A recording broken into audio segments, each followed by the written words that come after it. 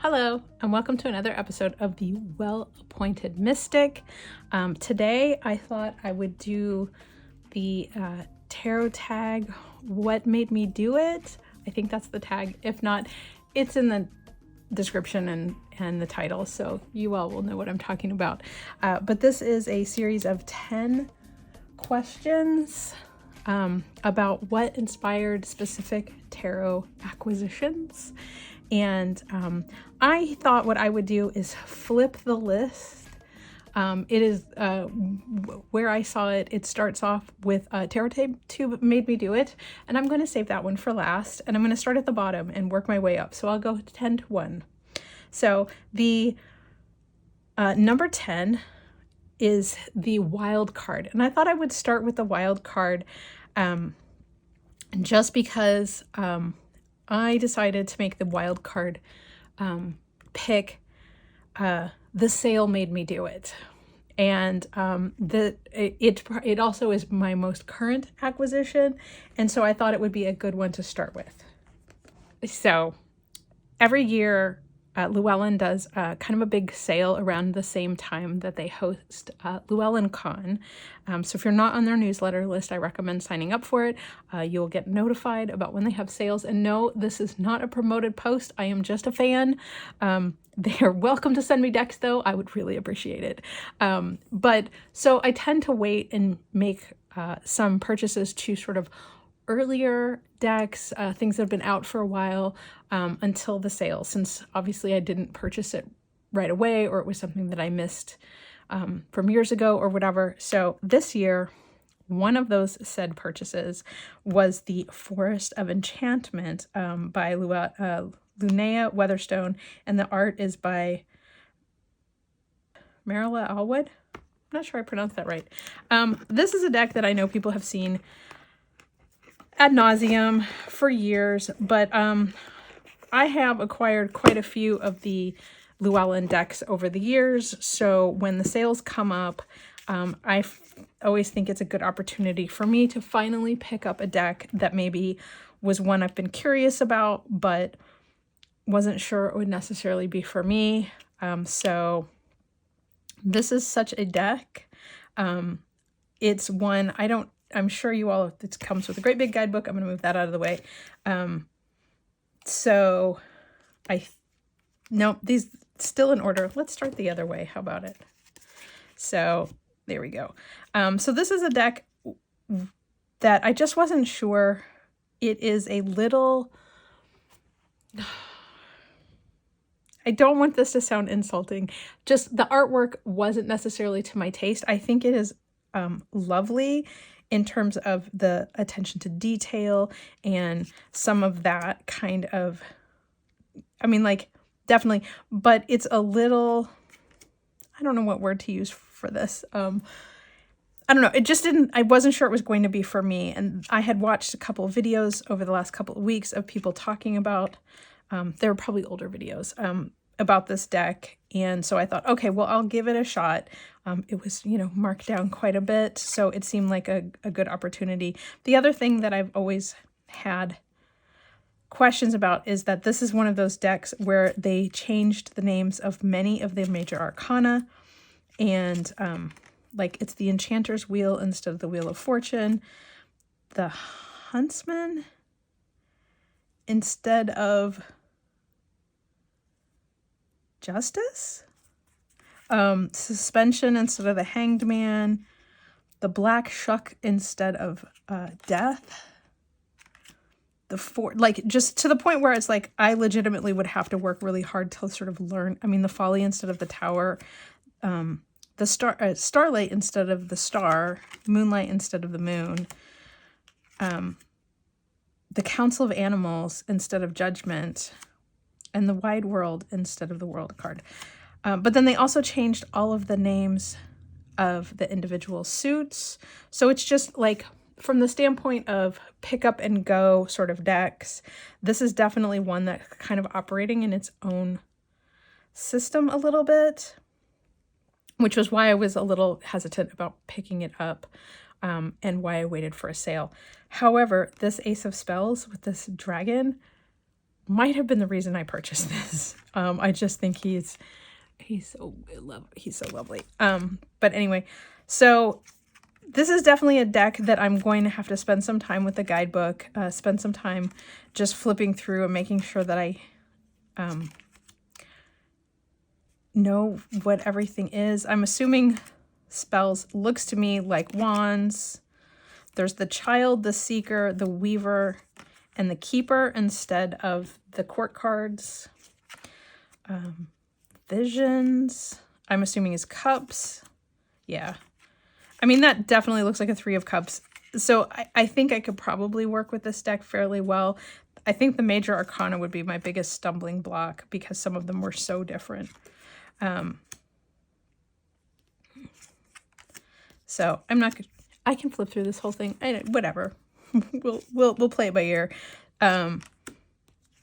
So yeah, so that's the visions, the spells. I mean, I also love this. Obviously, the swords, the Ace of Challenges. And I think I heard someone else mention that referring to the swords entirely as challenges, because it isn't always about challenges. Some of it is just life complexities, things like that. I mean, I do think that this 3 of Challenges, which very much looks like the woodsman leaving Hansel and Gretel to the woods, like is a really interesting way to interpret the 3 of Swords. Like that is definitely heartbreak in a different kind of way. So that is the 4 of Swords. I don't know. The 5 of Swords, the 6, the 7. Yeah. So, I mean, this is definitely, I'm definitely going to have to work a little bit. I do like this knight. That's very good. So, and then the last one is the Pentacles Became the Boons, which is pretty quick translation for me, just with what little experience I have with like D&D and you know, RPGs and that kind of thing. But I don't know. I suspect that this is going to end up really growing on me, but I do think that this is a deck where I'm going to have to work with it. I'm going to have to really give some attention to like how many changes were made with this. So then we have the Child, the Seeker, the Weaver, and the Keeper. So this is a case of the sale made me do it. And I do really enjoy their sales, and I have gotten a lot of really great decks as a result. But that is the Forest of Enchantment Tarot, and that is number 10. The sale made me do it. Okay, so number 9 is Impulse Made Me Do It. So this is a deck known as Stellas Tarot. It is an AMG A.G. Mueller deck. My copy is signed. I think that this was a deck that was released in like maybe 2008, I think, 2007. And it was released as a result of a K-drama called Mawang, which translates to Lucifer. And this was the deck that featured heavily in the series. I have never seen the series, but when I saw this deck, it seemed so unusual and unique that I had to have it. And so I immediately dug around the internet until I could find a copy of it. And I bought it. So it's the artist's name who created it is Stella Caruco. And the artwork, this is one of those things where it's like I really, really wanted this deck, but I'm a little disappointed at these honkin' big borders on all of these, that the artwork wasn't made larger to fill the space, because these are really detailed and beautiful, and I just really like the aesthetics of this deck. The card back is okay. This is one case where they did include her name on the back, but it's small enough that it doesn't deter from it. But I would love to see like This artwork just like full size. Like, I don't know if you guys can see all of the details in here, but these are just lovely hand painted. You know, when you kind of explore decks from sort of pre-2017, 2018, it sometimes can be hard to find sort of decks made somewhere between the like late 90s to early aughts. Like, there just doesn't seem to be a lot of creators that were making decks. There's a lot from like the 70s and the 80s, and a lot since the teens, you know, the 20 teens and forward. But this is a time frame where there weren't a ton of interesting, unique, created decks. Correct me if I'm wrong. That's just been my experience as I'm digging through. There are a few here and there. I know Llewellyn has been in business the whole time. This piece of artwork was used in the introduction to the series. I have, like I said, I have not seen the K-drama, but they actually have like the camera pan in through the Nine of Swords to this eye. So I think at some point I would like to watch the series.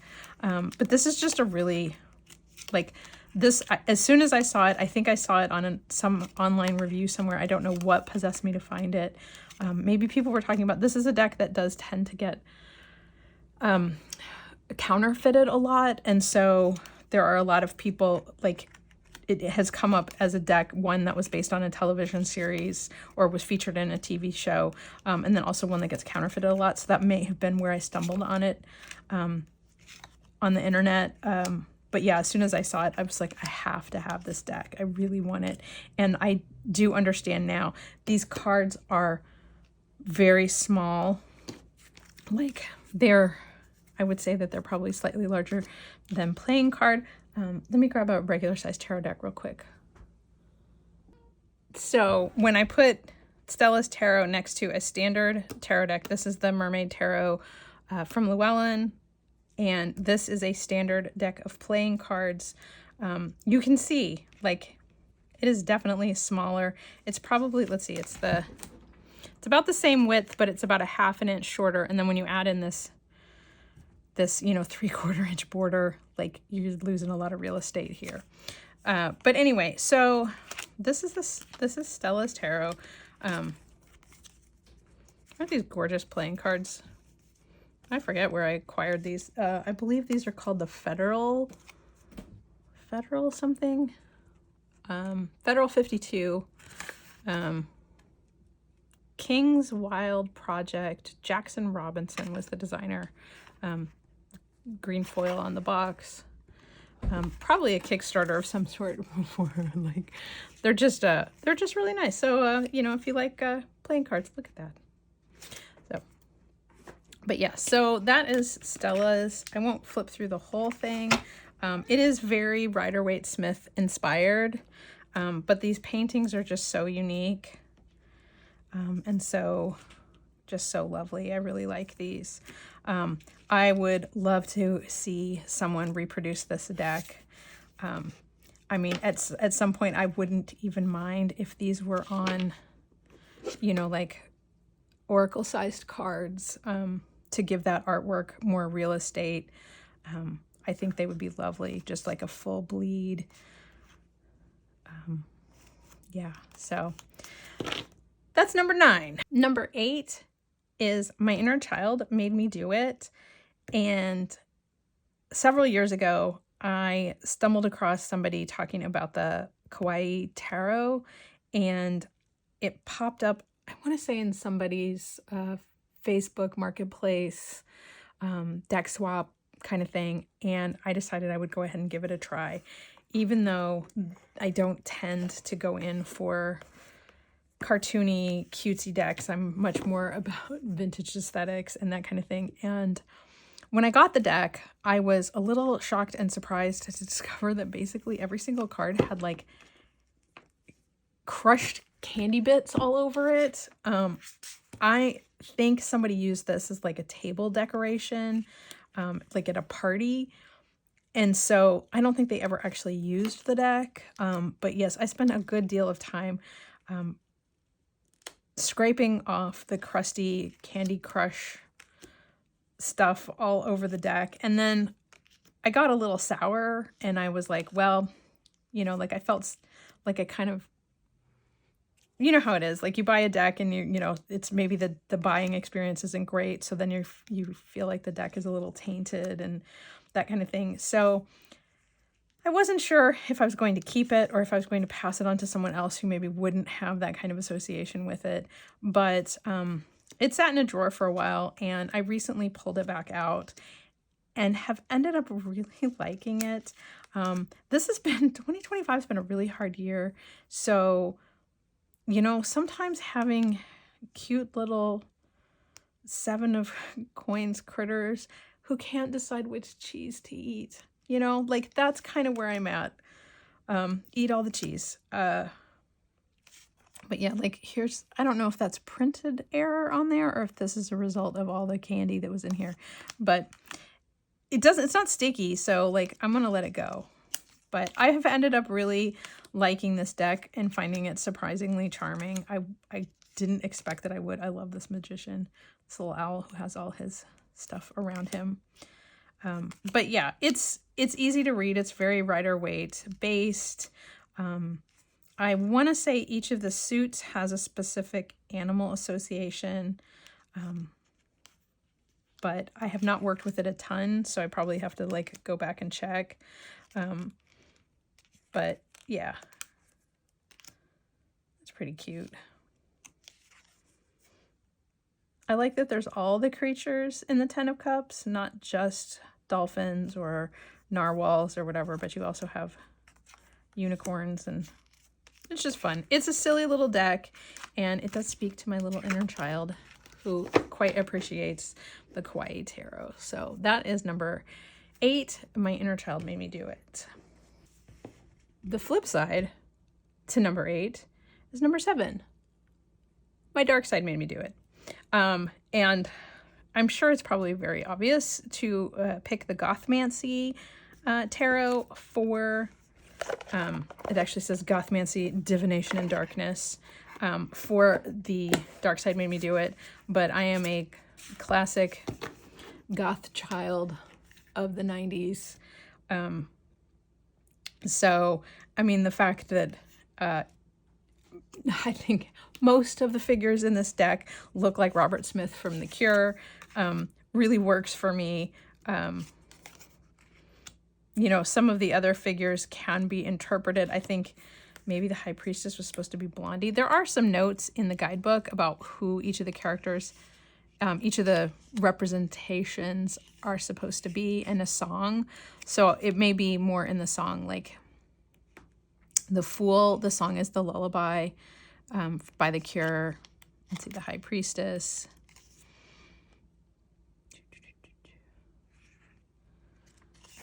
They say it's supposed to be the Egyptian Isis here, but the song is Rapture by Blondie, so there may be some aesthetics there, but like each one has that sort of vibe to it. Some are easier to tell. That's Johnny Cash for sure. It's like Susie and Budgie.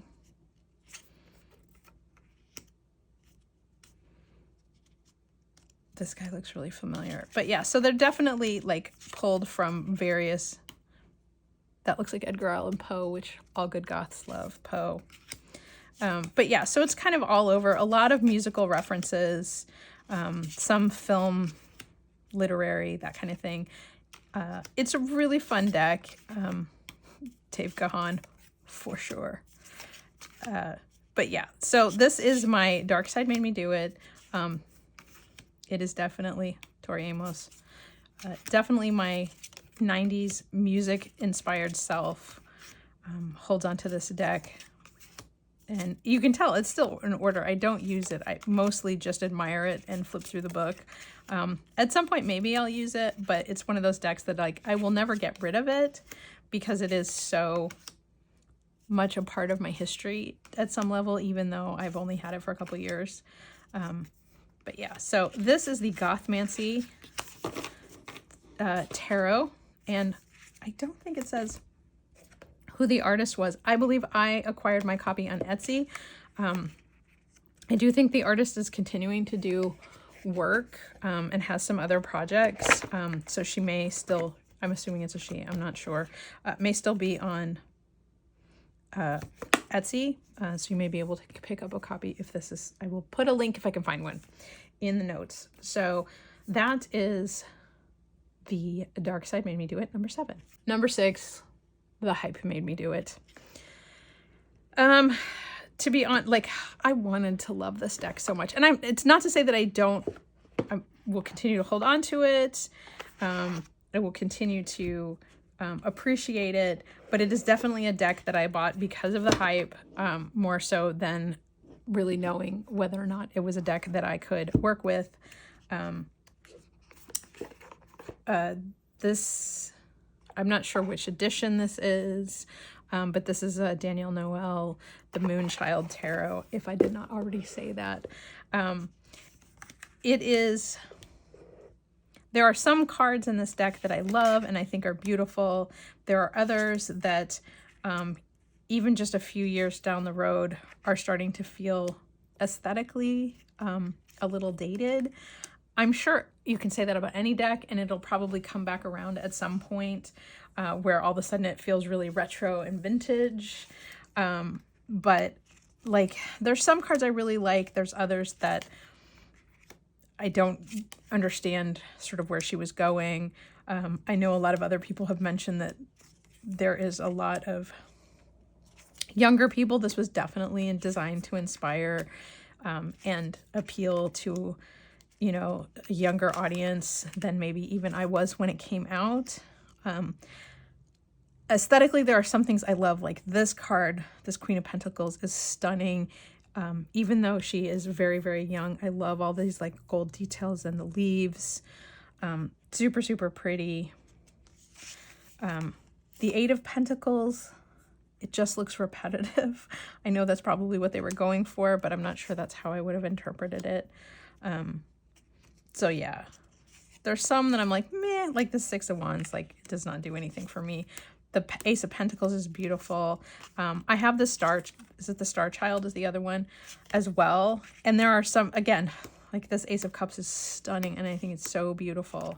But there are other cards in these decks. I actually really like the Chariot. So like, again, it's not that I dislike this deck, but I definitely bought it because pretty much it was all you could see on Instagram in 2020. And so I fell for it. I mean, the backs are beautiful. This gold foil on white, these gold painted edges. It's not foil. It is a shimmery gold paint. The cardstock is unshuffleable. It's so stiff and these cards are so thick and they're so big. Like, it makes my hands look like little babies. But yes, so the Moonchild Tarot, the hype made me do it. Number 5. The artwork made me do it. If you are familiar, if you've been around my channel at all, you will know that the Tarot of Mystical Moments is one of my favorite decks. It was one I bought pretty early on in my tarot revival, and art on like a photo collage tarot deck doesn't get any better than this. Like, my goal in life one day is to create my own photo collage tarot deck, and I don't think it will be as good as this one. I would like it to be, but this artwork is fantastic. I love it. I love how these interpretations have worked out. I've worked with this deck a ton. My only gripe is the super shiny cardstock, which is a little annoying, but it really helps. Like, in person, you don't notice the shine as much, and it makes the images very crisp and vivid. This is just such a great deck. If you don't have a copy and you like collage decks, I do recommend it. I'm sure there will be 1 or 2 cards that don't quite click with you. I'm sure there are a couple in here that don't quite click with me. I really liked that you were able to, there were several, I think there's several, all the king cards, there's two options, one with a female, one with a male, and you can pick which one you want to keep in your deck. And so in some instances, I kept the female presenting king, and some I kept the male presenting. It just depended on which, like, I really liked her for the King of Wands. You know, it just depended on kind of how I liked the interpretations. But these are just lovely. And I mean, that Devil card, so good. So, yep, that is the Tarot of Mystical Moments. Catherine Weltstein was the artist, and a lot of people complain about the foil edges. I went at it with a piece of super high grit sandpaper to soften that, so they're now not as shiny and they do not hurt my hands. So if you have this deck and your complaint is the pokey foil edges, if you get a piece of sandpaper, like super high grit, like almost like a polishing, and just sand it off. And I just went over each card, you know, sitting while I was watching TV, and now they don't bother me. So that is number 5, the artwork made me do it. Number 4, the title made me do it. Every little thing you do is magic. Really can't go wrong. It's a very musical reference, and this just popped up in my like Amazon. You liked all these other things, so you might like this kind of thing. So it just showed up, and I was so surprised at how much I like this deck. The cards are huge. These are like oracle size cards, but the paper stock is a little bit flexy, so it's not too bad to shuffle, despite them dwarfing my hands. I have waffled about whether or not to trim some of these edges, but I think it would become really distracting, just to try to reduce this overall bulk. But I don't know. It's a mass market deck, so I could trim it down if I wanted to. But as these are really fun, I really like the mix of photo collage and hand-drawn illustrations. And the guidebook is really fun because the guidebook includes a bunch of associations. So they pick a song for each card, and they also pick a scent. And I think that that's delightful. Whether you agree or disagree with their choices, notwithstanding, it introduced the idea to me of thinking about, what does this card smell like, or what does the meaning, like what olfactory sensations do I get from it? And I mean, this is such the best 5 of Wands. This definitely had to have been from like a photo. The dog representations are so accurate. But yeah, so this is a deck I really enjoy. I was surprised, and I mean, how can you go wrong with every little thing you do is magic? So there are lots of flip throughs online, so I won't belabor the point. I even like these backs. I think that's what's also keeping me from trimming these in any grand way, is the backs. But whoever, Potter, please let me redesign this so that the cards are smaller. Please, please, please, please, please. I would do a great job, I promise. So anyway, that is number 4. The title made me do it. I'm going to majorly cheat for number 3. And this is My Head Made Me Do It. And I have accumulated a sizable collection of RWS clone decks that I purchase because I know I need to be studying the RWS more frequently and more closely, because it is such a key component of every other tarot deck that has been made in the last 100 years. So I present to you My Head Made Me Do It. I did a recent walkthrough of the Black Ritual Tarot, and I don't know if I've ever really talked about the Magical Tarot. This deck comes with a guidebook that sort of focuses specifically on the using magic with the major arcana, but the real reason you buy it is because this is Sasha Barrington's artwork, who also made the Saucy Burrito, the Sassarito Tarot. So, and in both cases, these are very, very similar to your classic Rider-Waite-Smith. They have just been re-illustrated. This is very much Sasha Burrington's art style. This is Adam Zonka's art. Like, perfect. What do you know? So you can kind of see there's slight alterations. In this case, you know, she's still got the clouds in the background. And this figure looks more like a sort of a modern human, where this is still in that sort of classic stage costume, Elizabethan, Shakespearean sort of look. But yeah, so just seeing them next to each other, you know, there's more detail in this. This is much more simplified. I really like the idea of the magical tarot specifically for doing, you know, readings for friends or in a public setting, because the images are so similar to Rider-Waite-Smith without maybe having the same, like, quite so esoteric imagery that might kind of scare someone who is a little unfamiliar. I mean, there's still the pentacles and things like that, but it's a little softer, it's a little sweeter. I mean, that magician is flippin' adorable. But yeah, so, well, Emperor and the King of Cups, not the same card, but definitely the same vibe.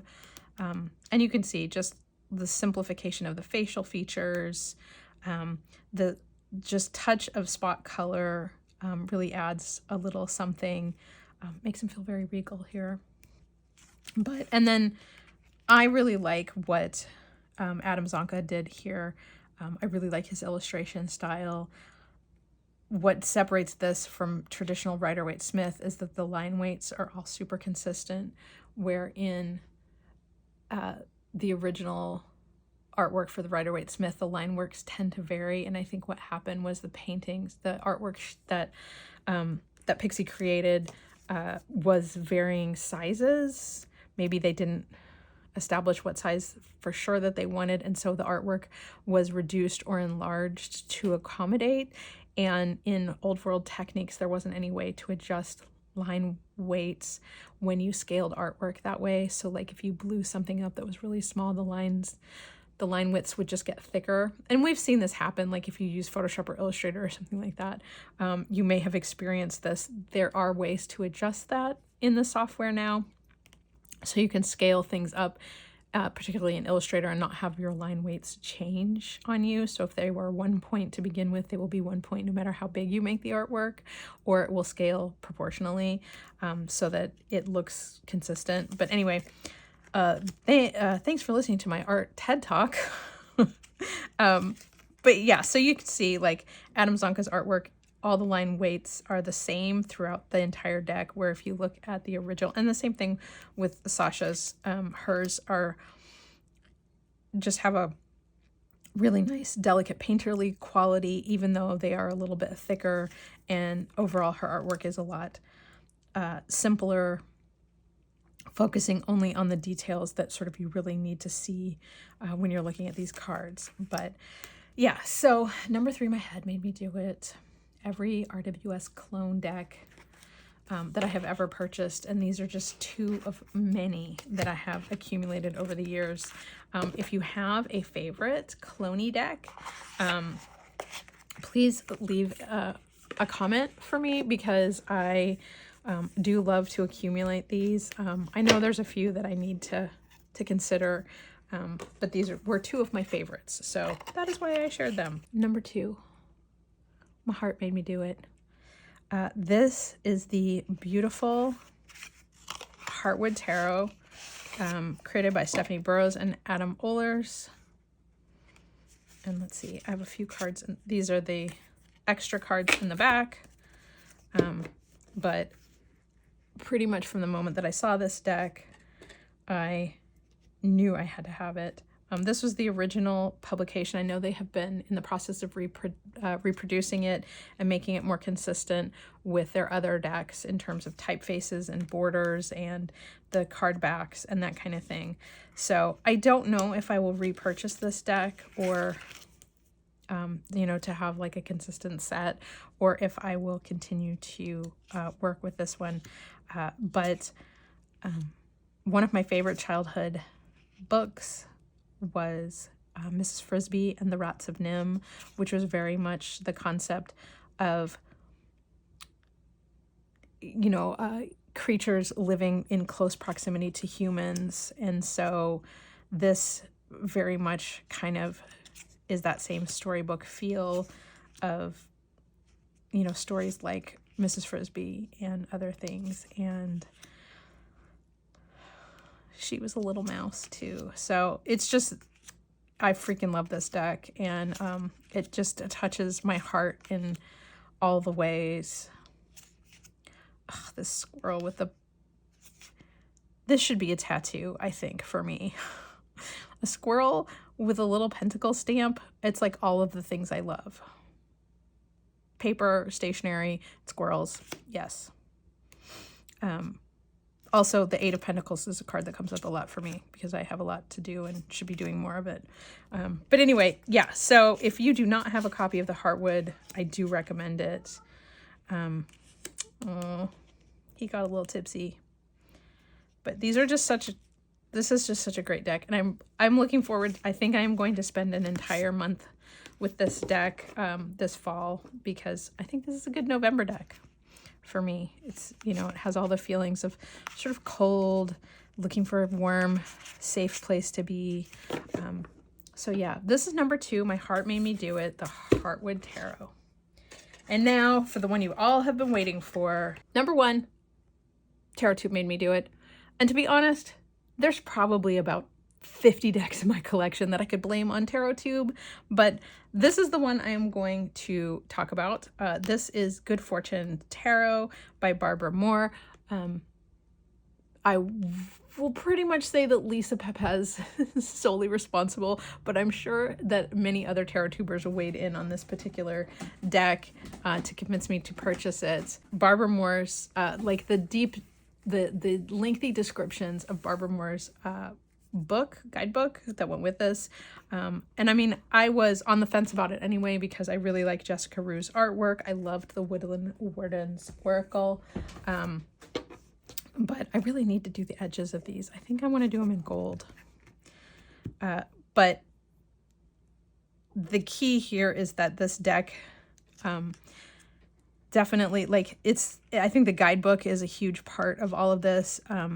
Jessica Rue's artwork is lovely and so entertaining. I mean, look at him. He's got this coin strapped to his chest. He's sitting in a fairy circle.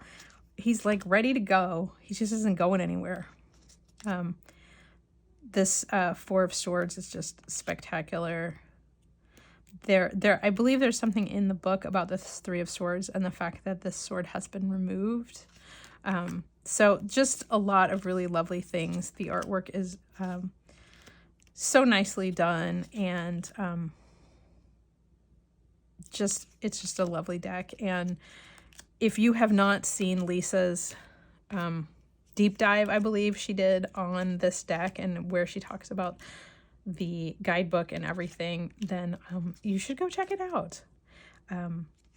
But yeah, so this is my number 1 deck. TarotTube made me do it, the Good Fortune Tarot by Barbara Moore and Jessica Rue. So I would sit here and flip through the whole thing, but you all have probably seen this deck a bazillion times. It's lovely. So anyway, thanks so much for making it all the way through this video. It ended up being a lot longer than I thought it was going to be. Thanks so much, and leave a comment. Let me know what decks TarotTube convinced you to buy. Probably all of them. Anyway, thanks so much. I'll talk to you again soon.